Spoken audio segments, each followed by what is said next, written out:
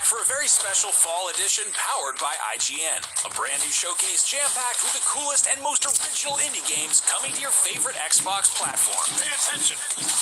Tune in for brand looks at never-before-seen games and awesome new content coming to the games you already love. Get ready, because the ID at Xbox Showcase Fall Edition starts right now.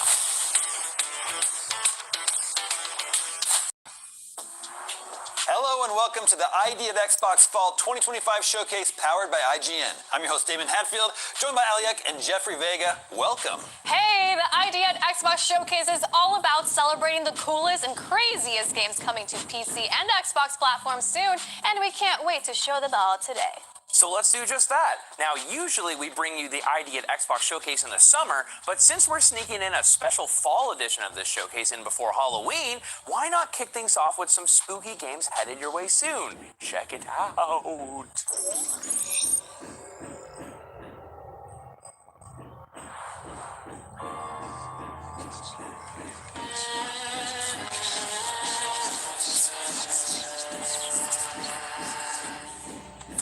Makasih banyak ya, Pak.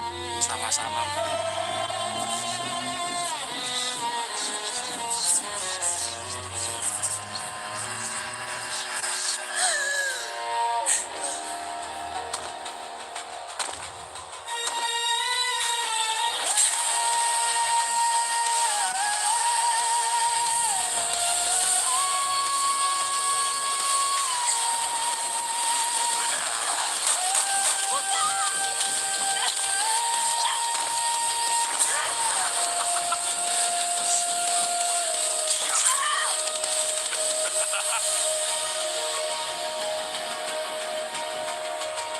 Agni, perlu kamu ketahui, sejengkal saja kamu keluar dan menginjakkan kaki di tempat ini, semua pintu kesukupan akan tertutup buatmu. Jangan buat keputusan yang akan kamu sesali. Bila bunyi saya.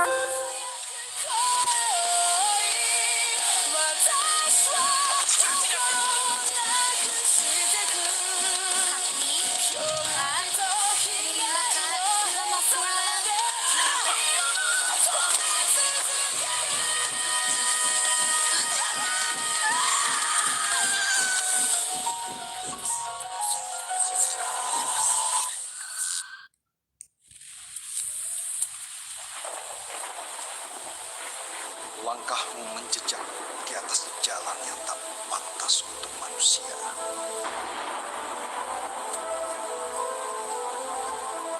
Bangunlah, nak. Dunia ini belum selesai denganmu.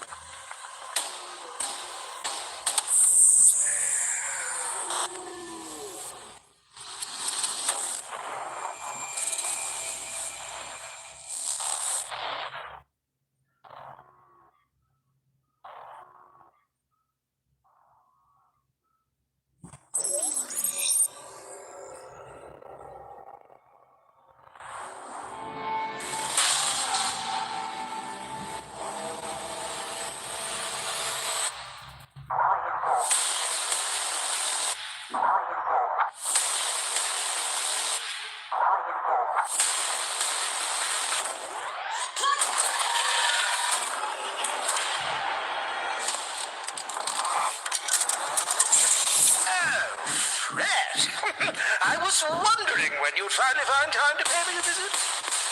Hello? You're in Harmonic Heights, like the school. Things always look strange here. Find a way to get out of there.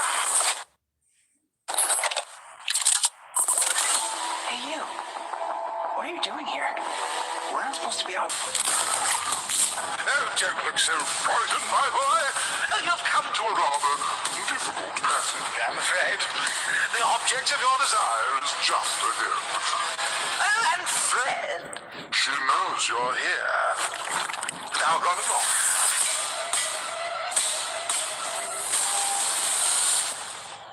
Don't fret, it's a world of mystery. Don't fret, strum along and you will see. Don't fret, doesn't matter what you wanna be, and even though you're gonna die, don't fret.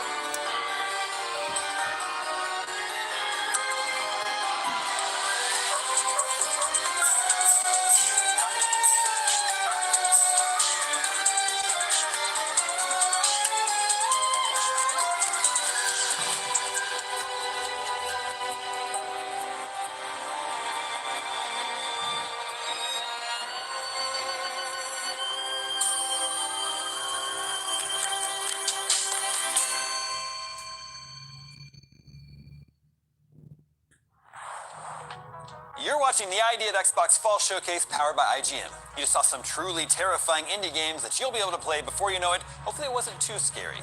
Well, I wasn't scared. I had my eyes open the whole time. Actually, I had my eyes open the whole time, and I saw that you had your eyes closed the whole time. Also, you were curled up in a ball. Okay, fine, you got me.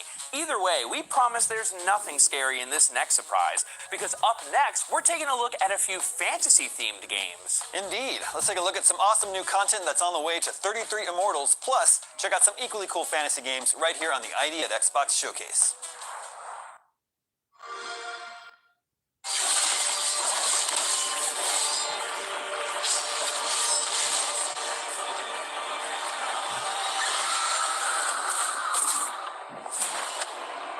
Rise again, my defiant souls, for the tide is about to turn. Wield new additions to your epic arsenal. The Glaive of Temperance. Thin the enemy ranks. Keep them at bay with powerful, calculated strikes. The Crossbows of Pride. Mark your prey, then unleash a relentless barrage of bolts. If you crave still greater challenge, choose your burdens, bolster your foes, and reap greater rewards.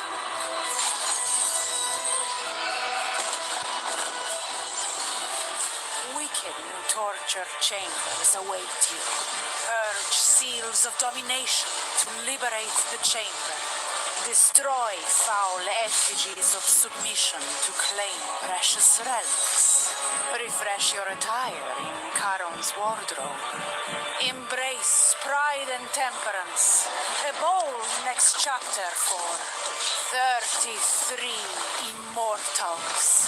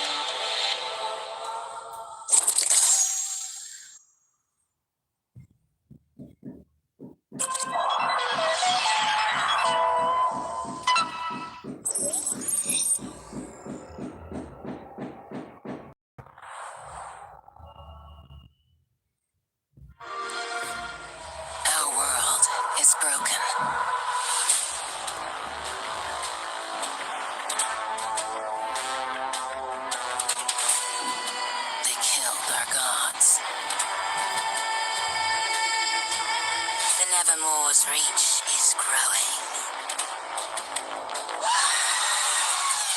Violence is the answer.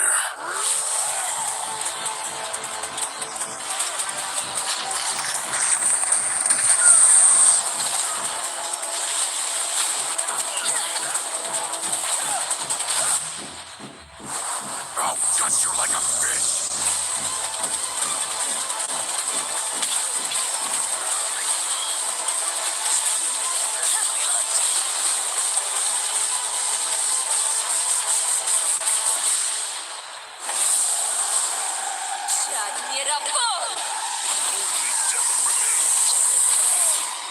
Yes, my barbarian, come to me.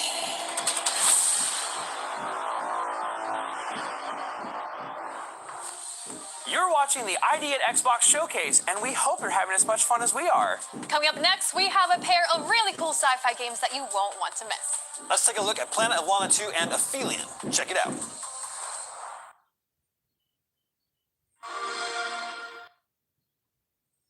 Hello, my name is Adam Stjernljus, and with me I have Claes Martin Eriksson, and we're the game directors on Planet of Lana 2, our upcoming game from Wishfully. Yes, hi everyone. We are super excited to finally share some extended gameplay footage with you today for this next chapter of the Planet of Lana saga. So let's get into it.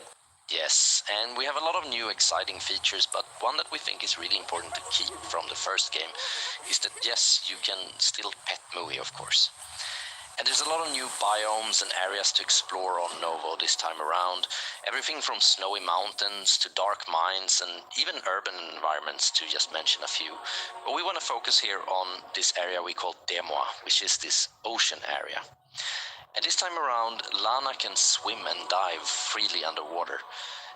But if you remember from the first game, Mui is not very compatible with water, but luckily you have this strange plant that you can use to transport her as you explore the lush corals and dark depths of this environment. Yes, and of course we are super stoked to reveal that Takeshi Furukawa will be returning as composer.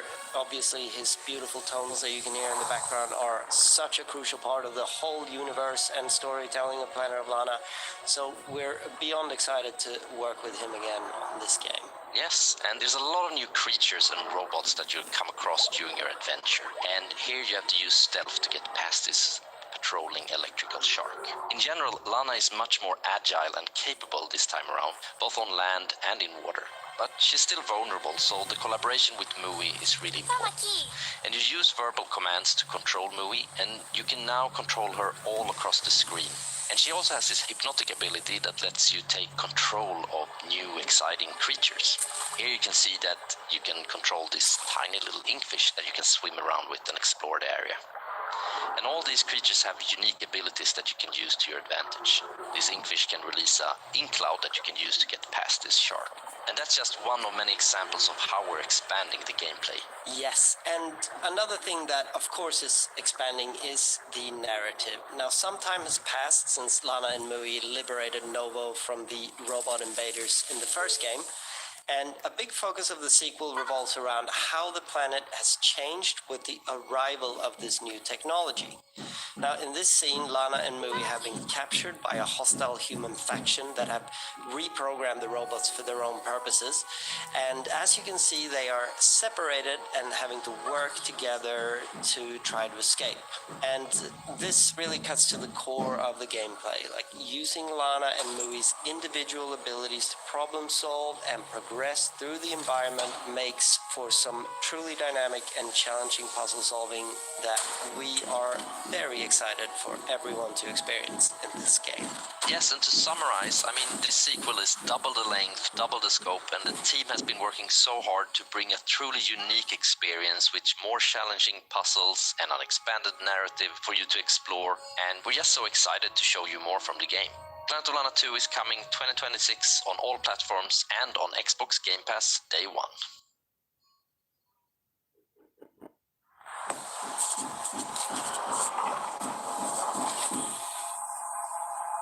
Hello?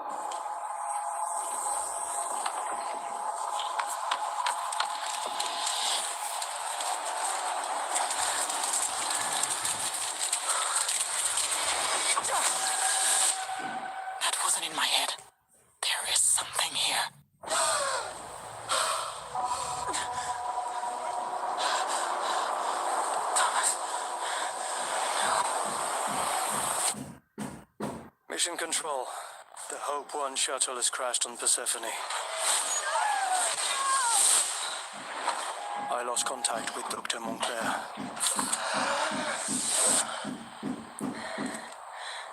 Hang on, Thomas.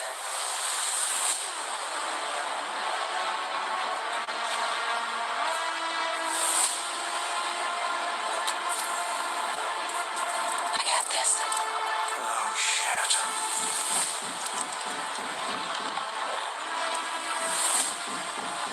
I'm not alone. What the hell? It's stalking me.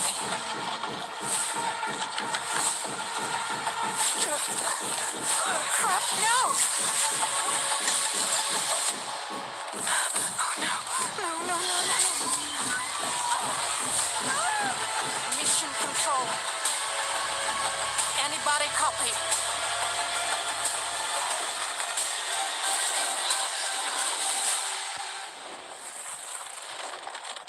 Holy shit.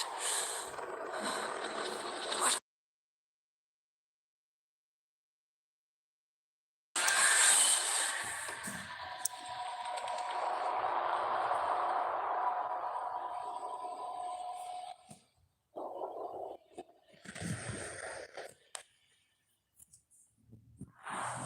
That was Planet of Lana 2 and Aphelion, two really exciting new games you'll get to play soon.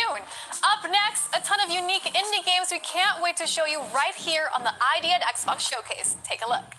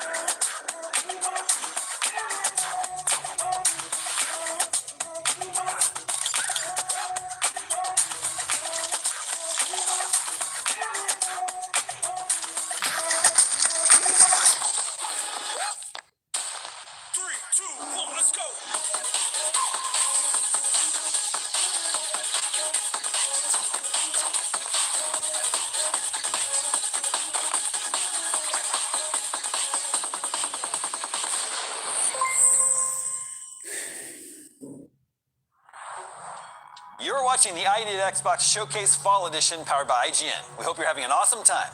While we have you, we've got some really cool merchandise available right now on the IGN store. Whether you're a fan of the Fallout game franchise or the recent smash hit Clair Obscur Expedition 33, the IGN store has t-shirts, hoodies, collectibles, and more, all celebrating the best in games and entertainment. Just head to store.ign.com and get yourself something nice. Hey, save me a sweatshirt. It's very cold in here. All right, coming up next, we're celebrating both vampires and zombies with some new looks at exciting stuff coming to games like Vampire Survivors and DayZ. Check it out.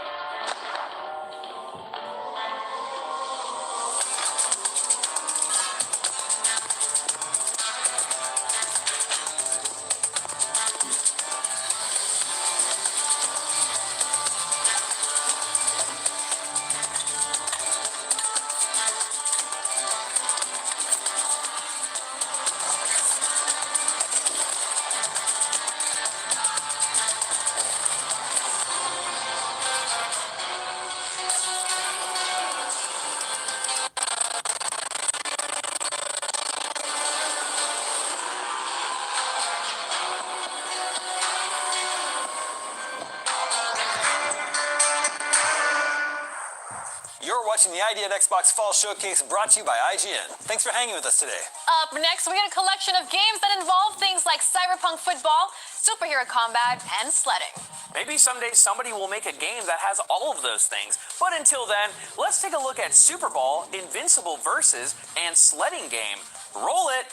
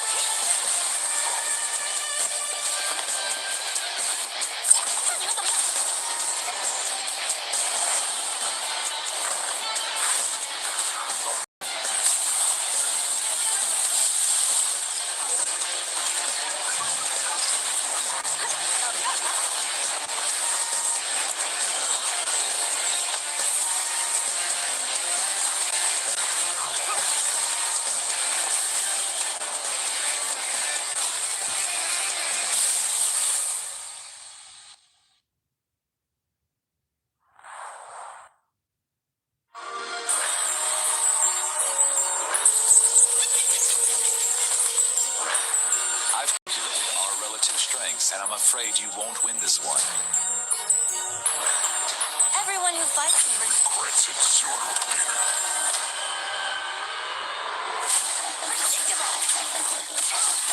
This will hurt. come now. I am here. Incoming. I warn you.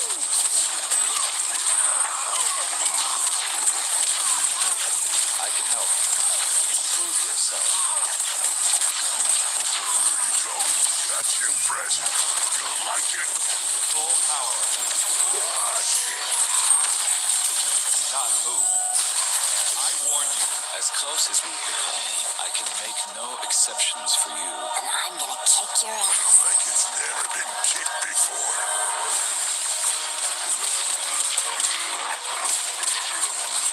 Where you going? Let's get done. Hurry through.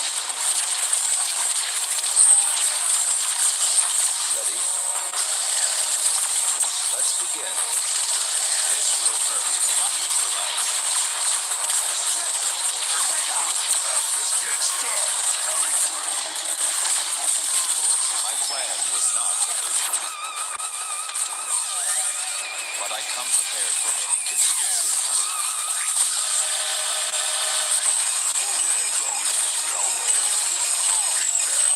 Let's wrap this up. Oh, you did your best.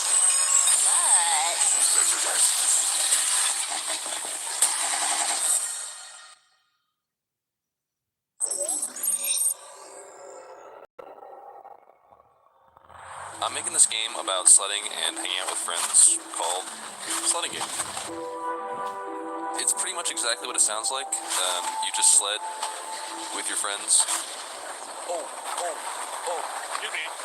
You can race, you can do cool flips and stuff, and when you crash, there's some fun ragdolls, because how can you not love ragdolls? You can also talk to people using proximity chat. Alright, I'm gonna put it all on 23. That's all? Oh, the goal here is to just have fun and hang out. Like, that's it. So if you want to take a break from sledding, you can also just chill. You can build snowmen, you can roast marshmallows, you can even have snowball fights. Lock us in. Lock us in. Oh no, watch out, watch out. I got Lou on. Watch out, he's right there. I've actually added a ton of other like fun little random things to do besides sledding. You can also play darts or go curling. Perfect. Or drink hot cocoa. Or fish. People love fishing. Make a whale on my next one. Yeah, I haven't caught a whale. Oh my dude, this is the day. There's also a karaoke mic in the lodge. If you want to mess around with that, that's one of my favorite things. Woo! Do you know what is a little green dot on the snow? What? explain the same thing. But yeah, I've been developing this game on my own, and it's honestly crazy how far it's come. And now I'm really excited to share that Sledding Game is coming to Xbox and Game Pass. So yeah, that's Sledding Game. Can't wait for you to try it. Ooh, looks like sports and fighting game fans will be eating good real soon. Up next, Raw Fury is one of the most passionate video game publishers out right now. Stick around because we'll be right back after this.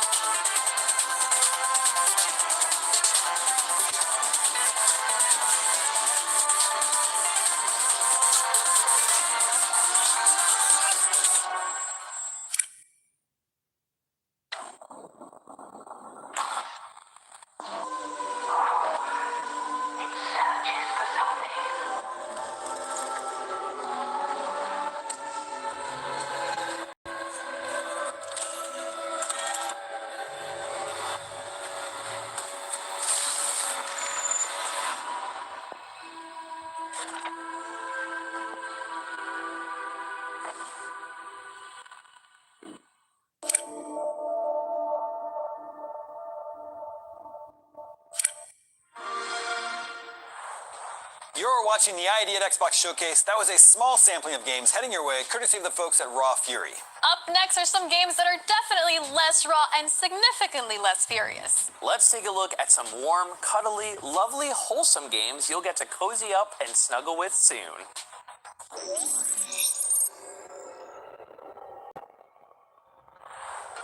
Well, Egg, here we go again.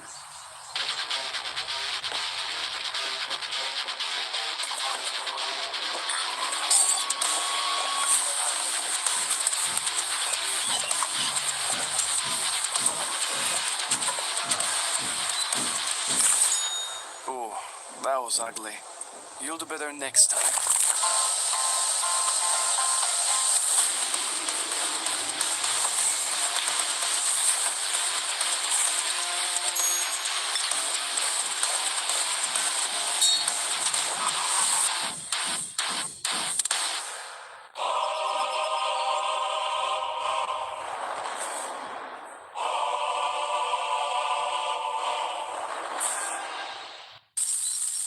That was tough. Shall we try again?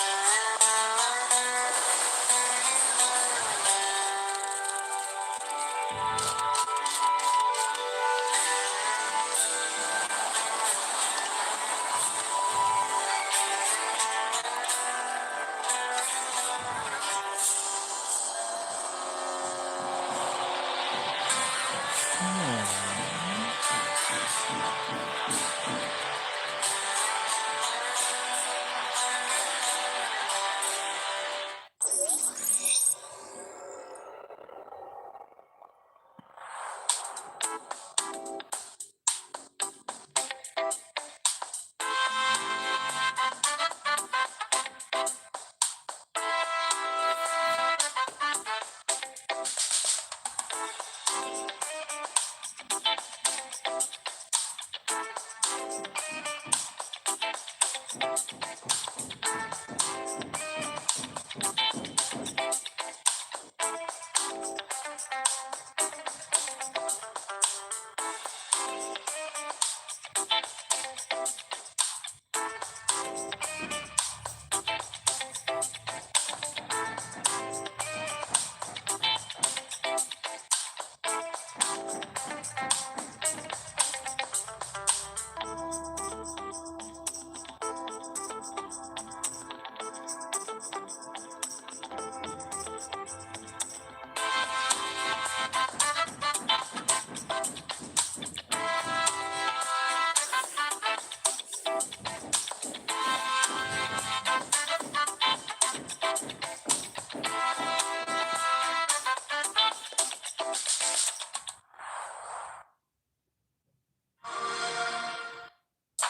is Task Time? Who can play it? Is it fun? How did this end up in a Halloween-themed Xbox showcase?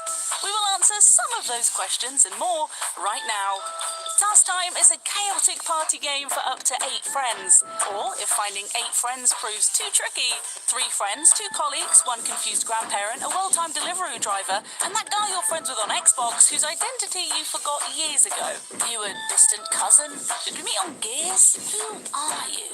Across 6 glorious rounds, the aim of the game is to complete the tasks, finish top of the leaderboard, and subsequently rub it in your Deliveroo driver's face. The tasks aren't always as straightforward as it seems, however, and include such randomly generated gems as hit other players to score points. Everyone plays on a 90s handheld. Keep A and Z as far apart from each other as possible, but everyone moves like a tank. Hit other players to score points. Getting hit loses points. Everyone uses a selfie stick. From some of the people that worked on Gang Beasts and Fall Guys. Task Time is coming soon and promises to be your new favourite friend slot. Well, that just about wraps us up for the ID at Xbox Fall Edition Showcase. From all of us here at IGN, thank you for hanging out with us today. These showcases are always fun to be a part of. And because we here at IGN are always working on bringing you cool events, here's a friendly reminder that we're just a few months away from IGN's annual Game of the Year Awards this December. It's a celebration of the best games released in 2025, and it's always a special event, even if we're all forced to argue over which game deserves to win. And coming up early next year is IGN FanFest 2026, a huge showcase of exclusive looks at big games, movies, and TV shows that we know you'll love. But right now, let's close out the ID at Xbox Showcase by bringing in a little bit of outside help. Mouse PI for Hire is the gritty and hilarious first-person game that looks like no video game you've ever seen before. Let's take a look at Mouse PI for Hire. Crooks beware. Detective Pepper's in the house.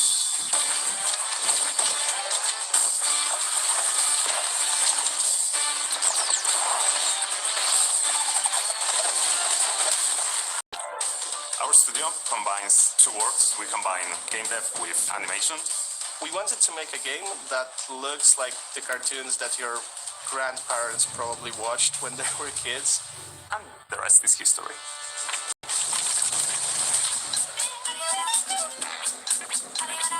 Mouse PI for Hire for me is... They won't even know what hit them. Surprising. My hero! Wacky, extraordinary, More than just an old school shooter. It's a game like I've never played before. Are you ready for a sneak peek of what we are cooking here?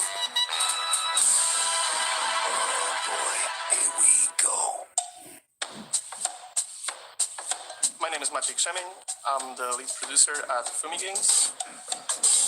Mouse PI for Hire is an FPS game, but in a very unusual setting of a cartoon. It's in 3D environment, but what's really unique is that everything you see, characters, weapons, it's drawn by hand, frame by frame.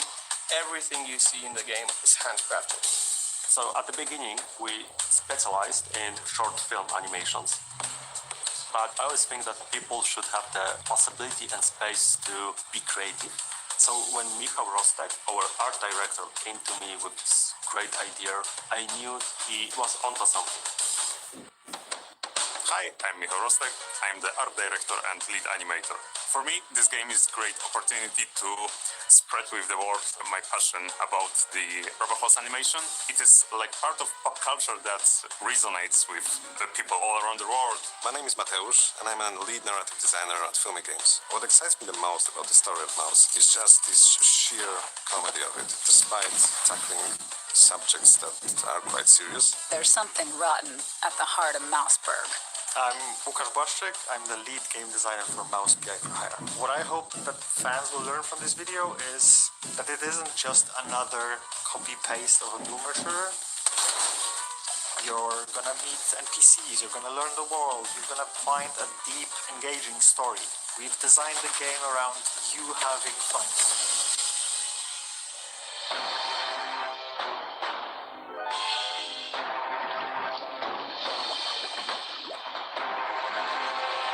Our main goal with Mouse is that every frame of the game should look like old cartoon film from the 1930s. A clue, a lead. What more could a mouse detective want? So every element of the UI or the weapons, enemies, everything is animated by hand. One of the biggest challenges that we have to overcome is to make sure that every frame of the animation will be as close as possible to 1930s rubber hose style. Rubber hose animation is the style of animation developed in the United States in 1920s, 1930s, and the things that could be the representative of this art style is the bouncy animation. Everything bends, everything stretches and squeezes. It gives us all kinds of different things that, for example, our characters can do with their hands or legs. We're not limited by a realistic art style. So when we consider 2D characters running around the 3D environment, that presents a challenge for designers. So unlike the 3D characters that we can make the one model of the characters and turn him around, we need to make 6 different positions, 6 different angles for each of the characters. So front, left, side, back side, and back. So when we are going through the 3D environment, we can see the character who is flat and turn him around. And the final result of this is a lot of drawings to do. With 2D, every single change I as a designer make to the game balance, that causes an avalanche of changes for the game itself. If I speed up a character, they have to redo animations. The art team loves me. One of the biggest challenges with Mouse PI for Hire was the black and white aesthetic, because usually you will use specific tricks to guide the players through certain locations. You have the well-known yellow paint that shows you where to use what. And we don't have that, because we have a completely black and white game, so you have to guide players through light. We will often use typical black and white on objects that can be moved, will be interactable, while maintaining grayscale and no outlines on objects that you can't interact with. We want to put a life to the world through the animation elements. So on every level there will be something extraordinary and unique to see and to experience.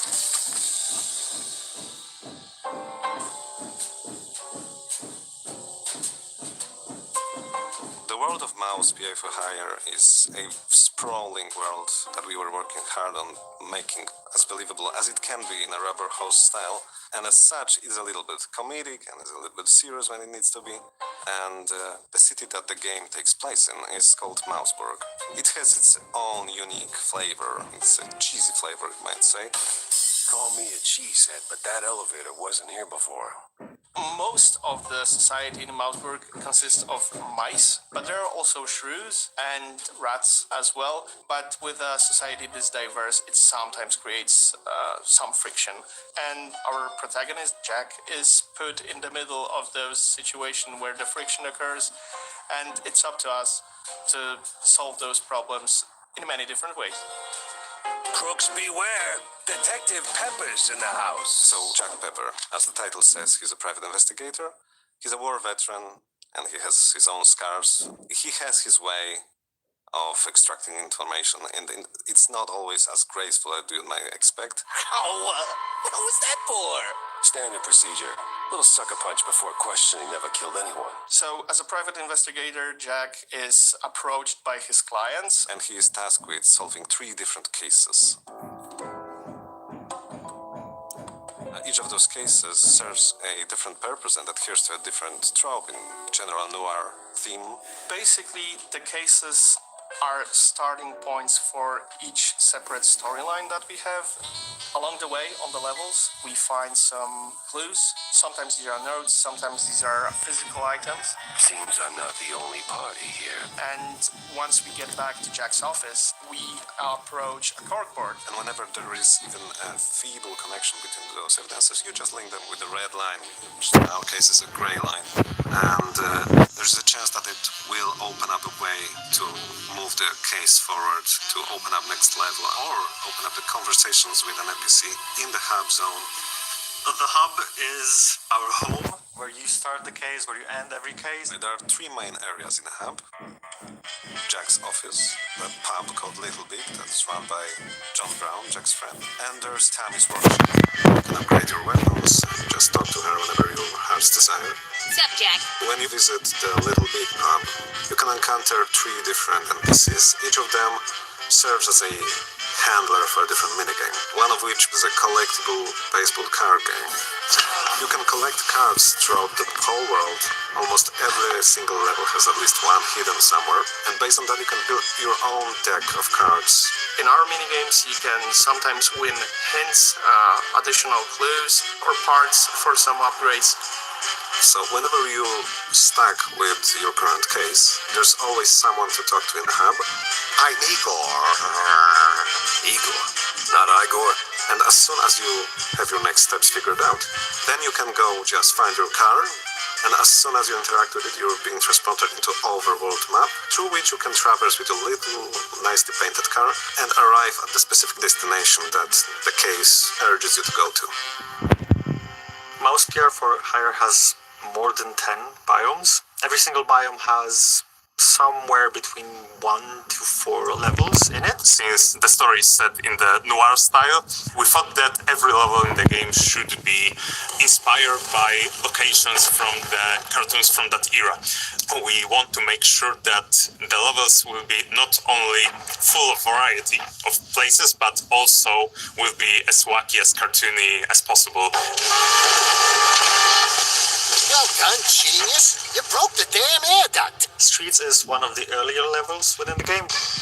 So when you first enter the level, you find complete chaos on the streets. Don't hurt me, officer. It was just a little cheese stick on the sidewalk. You will see shrews getting beat up. You will see them getting kidnapped. You will see them disappearing. And yeah, you will see how police officers aren't really there to protect anyone anymore. That was a speeding ticket for sure. Your goal on the streets level is to enter the police station and find out what's going on to the larger population of Mouseburg itself. There are enemies running around, right? You will fight enemies that you haven't seen before, especially in the previous parts of the game. Here's Jacko. You will have cops that use batons and try to pacify you with them. So enemies, enemies, enemies. Before that, the previous levels were more toned down when it comes to the types of encounters and the amount of enemies you encounter, and this time when they will come at you with everything they have.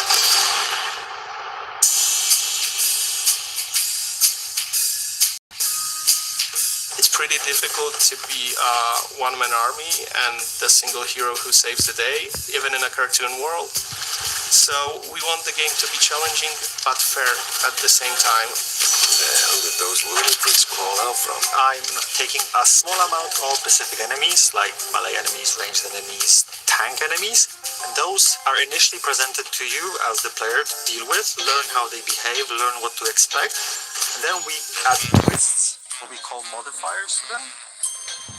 So a tank that you've encountered previously that charged on you and you learn to dodge it when it's charging might now also enable a force field around itself that you need to figure out how to deal with.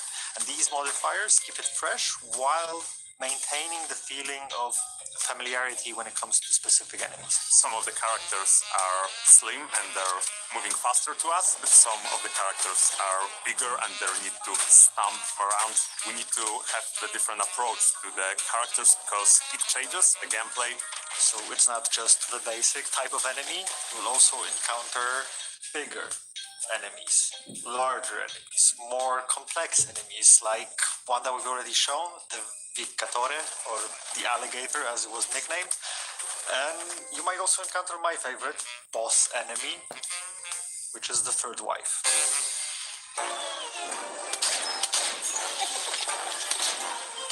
Once you encounter a specific enemy, you would want to choose a specific weapon. We have a standard roster of weapons, so you get a pistol. Obviously, you have a shotgun, a Tommy gun. But since it's a cartoon world, there is a freeze gun. With this portable freezer, your meat and dairy will stay preserved until the end of time. There is what we call a conscious gun, which is basically a brain in a jar attached to a weapon. Without a bite at hand, naked friends becomes mind-blowingly easy. The cartoon cannon, it's a cannon. So what do you expect? Sometimes you knock. Sometimes you knock it down. The alt fire mode, on the other hand, it will allow you to use that loaded cannonball weapon, smash it into pieces, and fire a burst of smaller projectiles if you want to deal with more enemies at the same time. Weapons in the game will also be upgradable. There's a progression path you can follow as a player, so it's not just I gain the weapon and that's it. I can also improve it. I'll gain additional firing modes to that weapon. So every single weapon that you encounter as a player or unlock as a player should feel fresh, not a copy-paste of something you already found. So our approach was to give every single weapon a feeling of that's a perfect weapon for that specific enemy. However, how we designed it and how players use it might be a completely different scenarios. You need to feel like you actually deal a lot of damage. So we managed to achieve that both animation-wise and sound-wise. We understand that what players feel, it's always a blend of what you see and what you hear on screen, right? So obviously the first and the most important part was to make sure that the sound design properly accompanies the gunplay. So we have to balance our sound effects to sound pretty oomphy in a kind of way. You need to feel like you're shooting someone in the face sometime, right?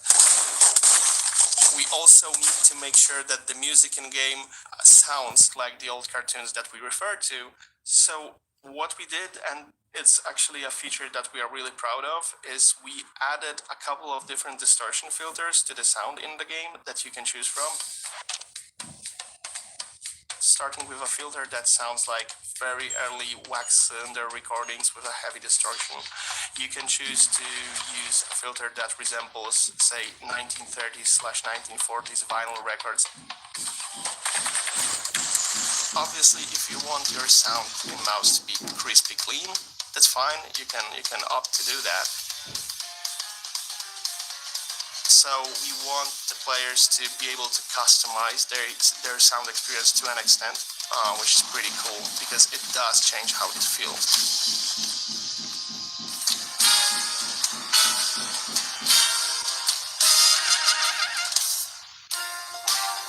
From the beginning, I knew that this game is like no other. It's handcrafted entertainment full of love, made for real people, by real people, which is amazing. We just want to give the players this fascinating world that is outlandish and relatable at the same time. The whole game as a package is exciting because every little detail that we work on across every team just makes something unique. I'm most proud of the team that's building the game and the boundaries that they cross every single week, every single month. I know it sounds cheesy, but we create something that is truly a human experience in a world inhabited by mice. When you are a creator, you always want people to enjoy the work that we do. So it was really outstanding for me that this idea resonates with all variety of people. I can't wait to see how players are enjoying it, what they're doing with the game, and seeing the creative fluids that we've put into the project go beyond that. We showed you a lot today, but there's definitely more where that came from. So now it's time to step out of your office, gather some clues, connect the dots, and save Mouseburg, because right now you're the city's only hope.